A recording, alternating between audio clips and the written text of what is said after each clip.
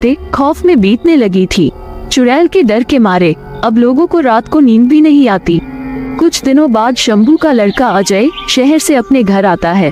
गांव में उस चुड़ैल की बातें सुनकर वो अपने पिताजी से पूरी कहानी पूछता है। पिताजी, पूरे गांव में चुड़ैल की ही बात चल रही है, आखिर माजरा क्या है? अब बताऊं बेटा, गाँव में एक भिखारी बुढ़िया घुमा करती थी। इधर उधर से जो भी मिलता उसी से ही अपना पेट भरा करती थी। तो अब वो बूढ़ी अम्मा कहाँ है पिताजी? अरे बेटा, वो बंसीलाल था ना, वो उस बुढ़िया के साथ बहुत गंदा सलूक करता था। उसे लात मारकर अपने सामने से भगा देता था।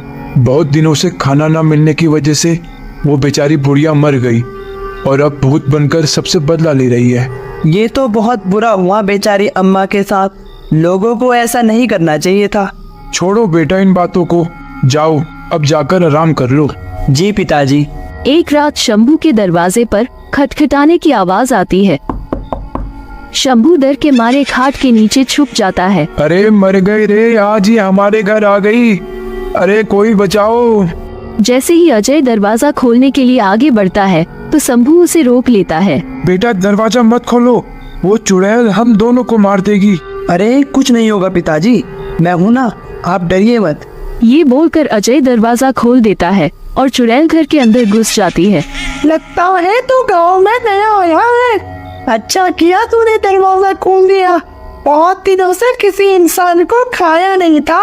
आपको भूख लगी है ना अम्मा, मैं आपके लिए खाने के लिए कुछ फल लेकर आता हूँ। मैं फल नहीं, सिर्फ इंसानों को खाती हूँ। अम्मा, मेरे हाथों से भी फल नहीं खाओगी? पहले तो आप खा लिया करती थी। चुड़ैल सोच में पड़ जाती है और अचानक भावुक हो जाती है। बेटा बेटा, तू वही है ना? तू हमेशा मुझे खाने के लिए कुछ ना कुछ दिया करता था, पर तेरे जाने के बाद मुझे यहाँ सबने बहुत परेशान किया। हाँ अम्मा, मैं वही हूँ। अब गांव वालों को अपनी गलती का एहसास हो चुका है। आपको भूत बने रहने की कोई जरूरत नहीं है। मैं आपको अब मुक्ति दिलाऊंगा। बताइए मुझे क्या करना होगा? ठीक है बेटा, अब से मैं किसी को